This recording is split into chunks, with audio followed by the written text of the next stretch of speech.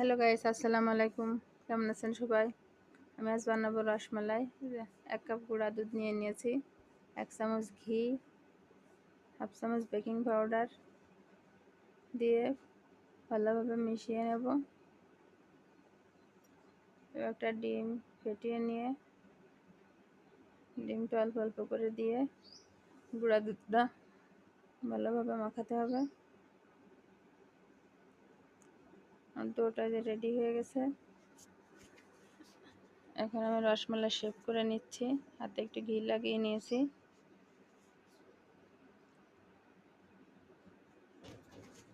মিষ্টিগুলো বানানো রেডি।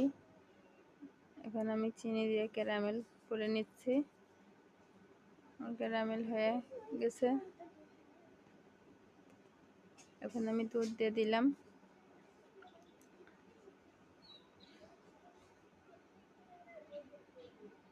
দুধে এলাচ দিয়ে দিলাম 3টি। দুধ একটু জাল হলে আমি মিষ্টিগুলো দিয়ে দিচ্ছি।